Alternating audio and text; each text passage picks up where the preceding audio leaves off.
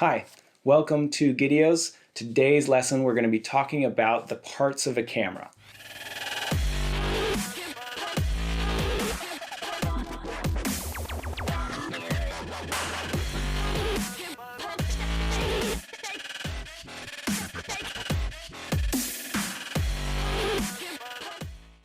The first part we have in the camera is the camera body. This is made of high-grade plastic or metal. This holds all of the other parts together, as well as provides protection for the delicate internal parts of the camera. Typically, when you buy a camera, you get either the camera body or the lens as a kit, and make sure that you get them together because you need both in order to take photos. Speaking of which, the next part is the lens assembly. This consists of several layers of glass-like material of varying properties, providing zoom, focusing, and distortion correction. These elements are mechanically interconnected, and adjustment is controlled electronically by the camera's body. So that means when you change your aperture on the camera body, it tells the lens to do that. Next is the power switch. And this is pretty simple, but it turns on and off the camera. This is one of the most crucial functions you have to have if you want to record pictures. In mine, you can see that it has on and off and also a video mode, so you don't actually have to go to the mode dial to change that to video mode. Next is one I don't really like. It's called the pop-up flash, and basically it's built into the body of most compact and some digital SLR cameras, and this can either be fixed or flip type. It provides an instantaneous burst of bright light to illuminate the poorly lit scene. There's a few reasons I don't really like the pop-up flash on these cameras. Number one, it's a very small light, so you can't get a nice soft light source from it. It's very harsh. Number two, it's at a very acute angle to the lens, so you get the infamous red eye when it bounces off the back of your eye and creates those red blood vessels in the photo. Number three, it's just annoying. You can probably imagine as you're going around and there's lots of people taking photos, if a whole bunch of flashes are going off, it can be quite a distraction. And lastly, I'll be teaching about flash and off-camera flash and how to make lighting a little bit better. And with this little light, it can't really do a lot of those things. Just by taking the angle ever so slightly to the side, you can improve the lighting in your scene tremendously.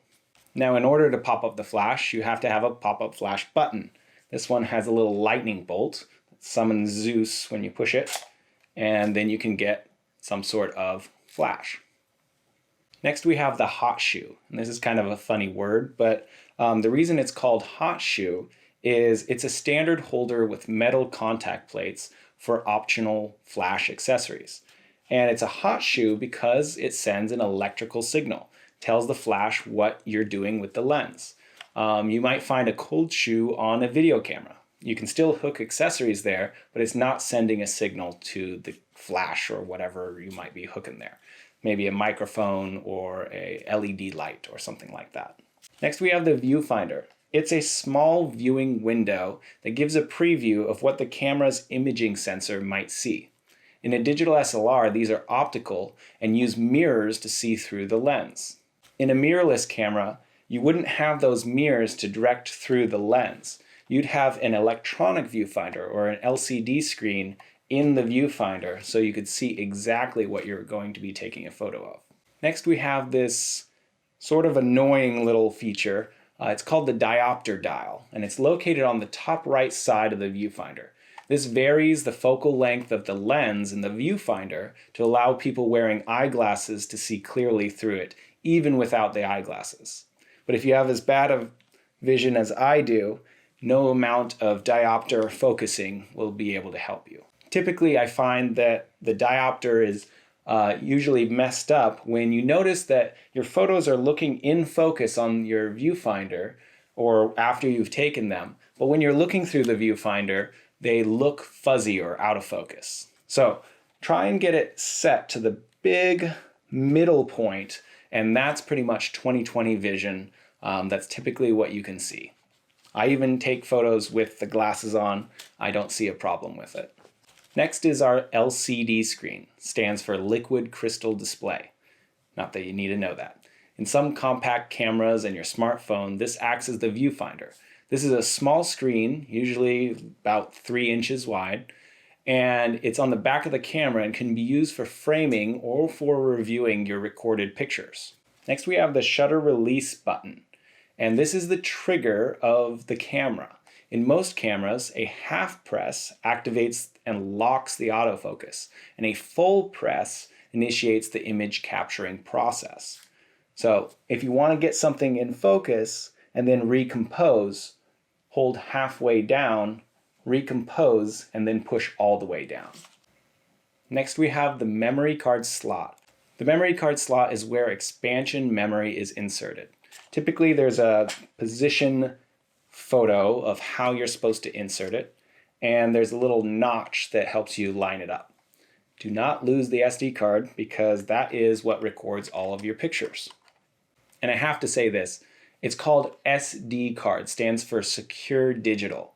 I had a student one time call it an STD card, and he was saying, "Where is my STD card?" And that was really embarrassing for them. So make sure you call it just memory card or something like that if you're ever confused on what the SD stands for.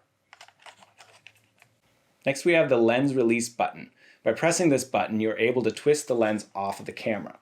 Now remember, on a digital camera, you want to minimize the amount of time that your lens is off because dust can enter the camera. So let's imagine that I am shooting with a film camera and I accidentally sneeze inside the camera. Now, how many photos will there be little boogers on? Maybe just one, because as you cycle to the next photo, those get moved on to the next frame of the film. Now, how many frames of film do we have in a digital camera? Only one. So if the boogers are on that particular sensor, they're going to be on every single photo that we take forever. So be very careful when taking your lens off of the camera not to get a bunch of dust or debris inside there. And remember, never, ever, ever store the camera with the lens off without any caps on those pieces. On the side of the camera, we have the focus mode switch. This switch turns autofocus on the lens on or off. Turning it to MF unlocks the focus ring for adjustment. Note, do not use manual focus when the switch is turned to AF. It can damage the gears of the lens. On some more expensive lenses or newer lenses, it doesn't really matter. They are separate and they're completely electronic, so you can't actually strip the gears of the lens by doing that. But be careful, you might not know what type of lens you have on, if it's a manual or if it's a nicer STM lens. Speaking of focusing, now we have the focus ring. This can be found around the lens of the camera. It is turned to manually focus the lens. Remember to have manual focus on your focus mode switch selected. After that, we have the zoom ring. This is used to control the camera's lens to zoom in or zoom out.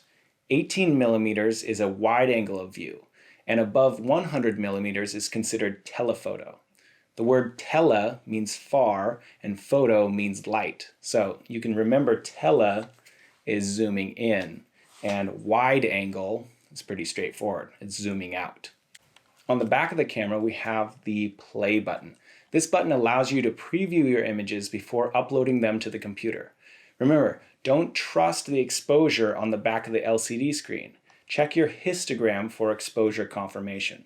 That little screen in a bright sunny day might not be telling you that your photo is underexposed or overexposed. So remember to trust the graph in the histogram.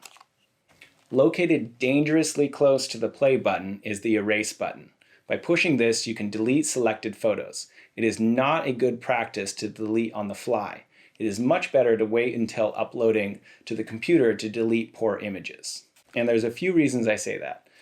One is if you get in the habit of constantly deleting photos, going boop, don't like it, you might accidentally delete a photo that you actually did like. Number two, you could have a chance to corrupt your memory card. If you have a sequence of 98, 99, 100, and you delete 99, the next photo is supposed to fall into that spot. And sometimes electronics get confused. So in order to just keep it out of that realm, try to just continue taking photos, and then you can delete on your computer if you absolutely must delete the photo. Lastly, you never learn from taking beautiful photos. You learn from your mistakes. So continue to keep your mistakes so you can learn from them as you're learning about photography.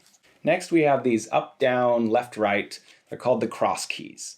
Usually it includes a set of directional keys and a few other buttons to activate certain functions of the menus. This is used to let users interact with the camera's computer system.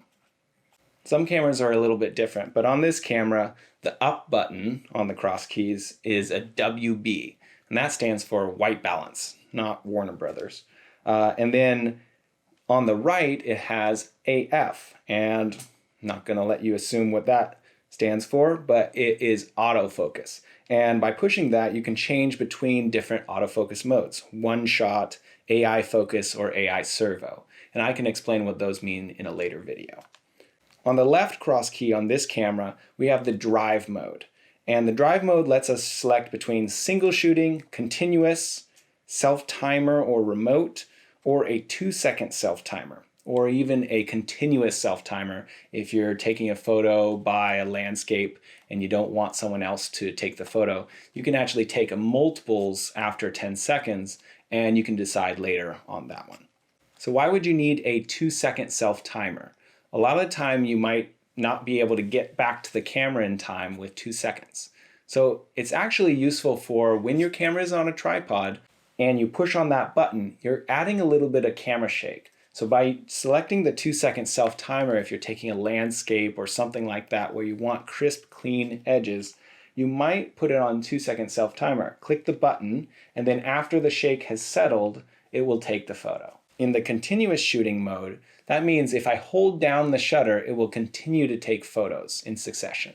On the bottom cross key of this camera, it has picture profiles. So it has auto, it has landscape, it has some other things. I typically like to put it on neutral so that you have more leniency when you're editing, so you can move the dials back and forth. And specifically on this camera, not on the cross keys, it has its ISO button as a dedicated button at the top. At the top of the camera, we have the mode dial. And this contains several symbols, slightly different on different camera models. This allows you to select a shooting mode, automatic or manual, or a choice between one of the predefined settings. I can go over some modes in another video, but let's breeze through them real quick over here. So M, that's the good one. That's manual. It allows us to control the camera by changing its ISO, its shutter speed, and its aperture. AV stands for aperture value, and that allows us to change the aperture setting and the camera figures out the shutter speed for us. Next we have TV. That's where you can get Hulu, Netflix, and Disney Plus on your camera.